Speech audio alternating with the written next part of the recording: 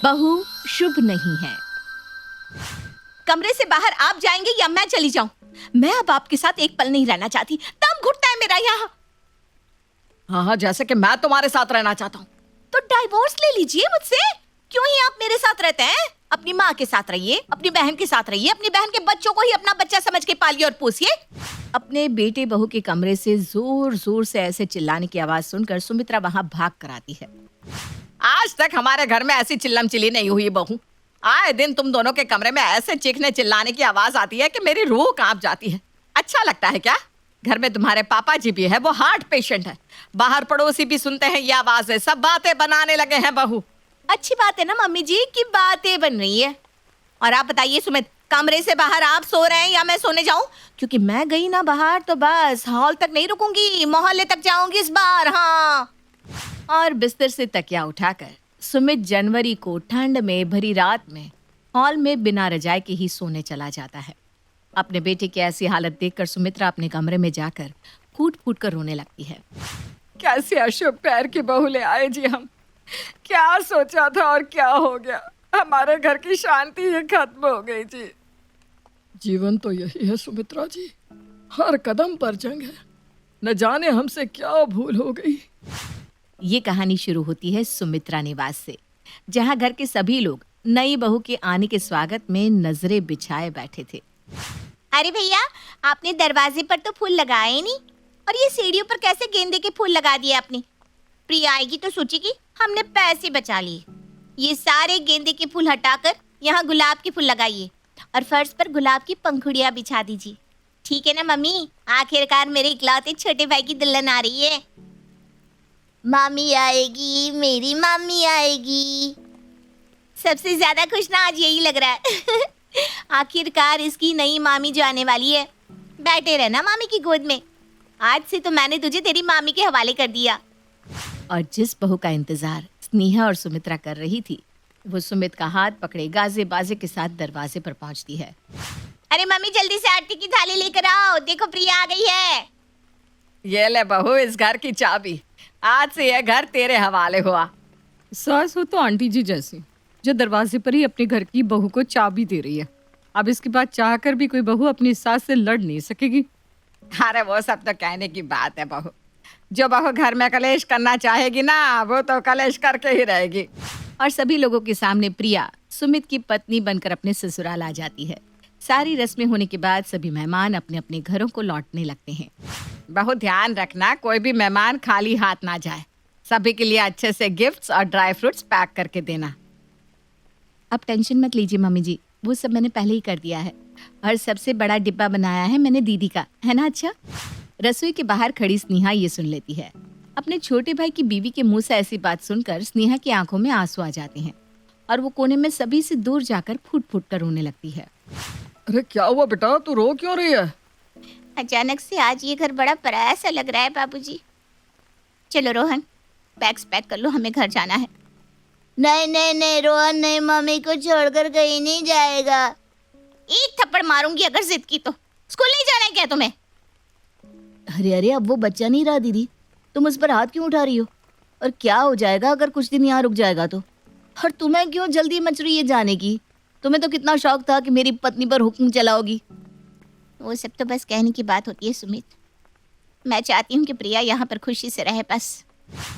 अपनी शादी के दूसरे दिन सभी मेहमानों के जाने के बाद प्रिया अपने कमरे में अपने पति का इंतजार कर रही थी। आज जाकर सुमित के साथ कुछ वक्त मिलेगा, वरना सभी मेहमानों के सामने मैं उनसे नजर तक नहीं मिला पा रही थी।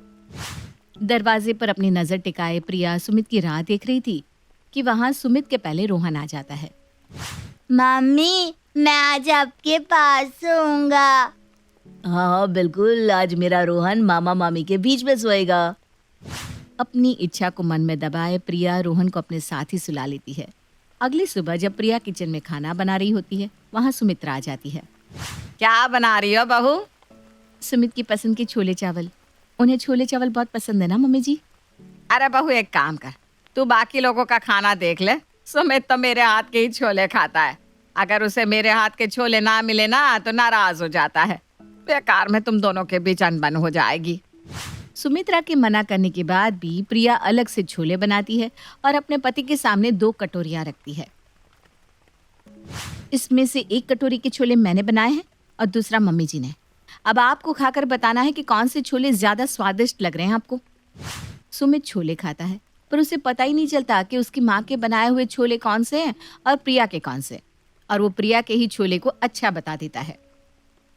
देख लिया मम्मी जी, आप कह रही थी कि सुमित मेरे हाथ के छोले खाएंगे नहीं पर इन्होंने तो मेरे ही छोले पसंद किए।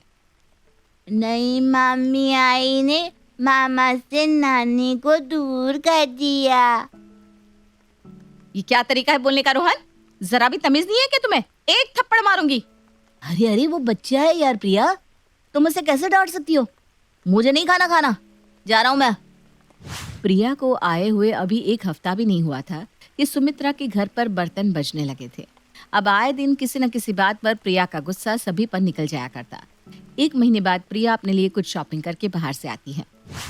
अरे अरे प्रिया, शॉपिंग बैग लेकर कमरे में कहाँ चली गई? पहले हमें तो दिखाओ। प्रिया अपने शॉपिंग किए हुए कपड़े बैग से बाहर निकालती है। एक जैकेट का 11,000, कुछ ज्यादा ही पैसे नहीं ले लिए शोरूम वालों ने? ये तो पैसे का हुलिया करना हुआ बहू। तुम तो पैसे पानी में फेंक कर आ गई। यहाँ कितनी मुश्किल से हम पैसे कमाते हैं, 11,000 में तो महीने का राशन आ जाता। जब दीदी के लिए 1 लाख का गले का सेट आ सकता है, रोहन के यहीं एडमिशन करवाने की प्लानिंग हो सकती है, तो मेरे लिए 11,000 का जैकेट क्यों नहीं आ सकता? कौन सा मेरे जैकेट खरीदने से हम सड़क पर आ जाएंगे पापा जी? और वैसे भी 11,000 इसके सिर्फ टैग पर लिखा हुआ है। मैं इसे सेल में ले आई हूँ 1,000 रुपए में। पर सच्चाई जाने के पहले ही हर चीज पर टिप्पणी देने की आदत हो गई है आप सबकी। आप लोगों से तो मेरा सुख बर्दाश्त ही कहाँ होता है। उठाकर दे दीजिए ना ये भी अपनी लाडली बेटी को, जो अपने घर तो जाना ही नहीं चाहती। उसका ससुराल तो मानो यही हो गया है। एक छोटी सी बात पर गुस्से में प्रिया वो जैकेट उठाकर अपनी ननद के मुंह पर मारकर अपने कमरे में चली जाती है। रुको प्रिया, तुम्हारी हिम्मत कैसे हुई ऐसा करने की? प्रिया की गलती नहीं है सुमित, उसे कुछ मत कहना। ये सब मेरे कारण हुआ है। इस रोहन ने तो खून पी लिया है मेरा। अपने पापा के यहाँ जाना ही नहीं चाहता। मुझे मार कर मानेगा क्या? तुझे मेरी कसम है, अगर तूने अब मामी मामी किया तो। ये सिर्फ मेरा भांजा नहीं दीदी, मैंने इसे अपने बेटे के समान माना है और ये तुम्हारा ही घर है। तुम यहाँ 1 महीने रहो या 11 महीने, प्रिया होती कौन है तुम्हें मना करने वाली? बाहर से वो आई है, तुम नहीं। सुमित की बात सुनते ही प्रिया फौरन कमरे से बाहर आकर कहती है, हाँ बाहर से आई हूं ना मैं, जैसे खुद ही चलते हुए तुम्हारे पीछे आ गई थी। बारात लेकर तुम आए थे मुझे ले जाने के लिए। अरे जब तुमसे तुम्हारी बहन, उसका बच्चा, अपने माँ बाप छूट ही नहीं रहे थे तो क्या जरूरत थी मुझसे शादी करने की? ये कहकर वो वापस अपने कमरे में चली जाती है और दरवाजा बंद कर लेती है। ये सब क्या हो रहा है बेटा? मुझसे ये सब देखा नहीं जाता। सुबह से लेकर रात तक हर बात में इस घर में बस लड़ाई ही होती रहती है। तेरे पापा जी को तो कह नहीं सकती, उन्हें फिजूल खर्च पसंद नहीं है। शुरू से गरीबी ही देखी है ना इन्होंने। पैसे तो हमारे पास अब आए हैं बेटा। सुमित्रा रोती हुई ये सब कह रही थी कि उसके घर से आते हुए शोर को सुनकर पड़ोस की कुछ औरतें वहां पहुंच जाती हैं। रोज तेरे घर से आवाज आती हुई सुनती थी मैं सुमित्रा, पर किसी के घर के मामले में बोलते नहीं बनता, इसलिए कभी आई नहीं। पर आज तेरी सिस की आवाज सुनकर मुझसे रहा नहीं गया। आज तक चुप थी सुमित्रा, पर आज बोलती हूँ। बहुत ही अशुभ है तेरी बहू। तेरे घर की सारी रोशनी छीन ली है इसने। हाँ आंटी जी, वरना आपके घर से मैंने कभी एक आवाज आते नहीं सुनी थी, पर जब से भाभी आई हैं रोज ही लड़ाई की आवाज आती है। मैं तो कहती हूँ अभी ज्यादा दिन हुए नहीं है, डाइवोर्स करवा दीजिए और फ्री कीजिए सुमित भैया को इस रिश्ते से। अरे नहीं बेटा, मैं दोबारा कोशिश करूंगी। मुझसे नहीं सुनती बहू तो मैं किसी और को बुलाऊंगी, पर मैं सब ठीक करके रहूंगी। सुमित्रा की आंखों के सामने ही उसका घर ताश के पत्तों की तरह बिखर रहा था। रात को रोती हुई वो अपनी बहन को फोन करती है और इस बारे में बताती है। तू चिंता मत कर सुमित्रा, ऐसी कई टेढ़ी बहुओं को ठीक किया है मैंने। मैं कल ही पहली ट्रेन पकड़कर तेरे घर आती हूँ। और अगली सुबह ठीक 9 बजे ही शकुंतला सुमित्रा के घर पहुंच जाती है। जहाँ सबको ऐसा लग रहा था कि प्रिया शकुंतला के साथ भी बुरा व्यवहार करेगी, पर वो ऐसा कुछ नहीं करती। आती ही शकुंतला के पैर छूती है। आइए बैठे मौसी जी, मैं अभी आपके लिए चाय बनाकर लाती हूँ। इसी बहू के लिए ये सब कह रहे थे कि बहू ने परेशान करके रख दिया है, पर यहाँ तो ऐसा लगता नहीं। शकुंतला प्रिया के साथ बैठकर चाय पीती है, बातचीत करती है। प्रिया भी हंस हंस के अपनी मौसी सास के साथ बात करती है। अब मुझे अपना कमरा तो दिखा बहू। हाँ चलिए ना मौसी जी। प्रिया शकुंतला को अपने कमरे में लेकर जाती है, जहाँ शकुंतला देखती है कि प्रिया के बिस्तर पर रोहन सो रहा है। रोहन तुम्हारे साथ सोता है, स्नेहा के साथ नहीं? नहीं ना मौसी जी, मेरी शादी की पहली रात से ही रोहन हमारे साथ ही सो रहा है। आज 4 महीने हो गए। ये कोई बात हुई भला? स्नेहा कोई बच्ची तो है नहीं कि नए शादीशुदा जोड़े के बीच अपने बेटे को सुला देती है। 4 दिन रोहन संभाला नहीं गया क्या उससे? चल कोई बात नहीं बहू, अब से रोहन मेरे साथ सोएगा। क्या फर्क पड़ता है मौसी जी? वैसे भी अब मैं और सुमित एक साथ नहीं सोते हैं। हमारे बीच दूरियां इतनी बढ़ गई है कि वो हॉल में सोते हैं और मैं कमरे में। चलो अच्छा है, पता तो चली मुझे ये बात, तो चिंता मत कर, मैं देखती हूँ। वैसे तो इतनी चिड़ी हुई क्यों रहती है सभी से? मेरे साथ तो बहुत अच्छे से पेश आ रही है। मैं कोई पागल नहीं हूँ मौसी जी, जो बेकार ही सबसे झगड़ा करूं। ऐसा जरूर कुछ हो रहा होगा ना इस घर में जो गलत होगा। पर खैर, अब क्या फर्क पड़ता है, मैं अब इस आदमी के साथ रहना ही नहीं चाहती।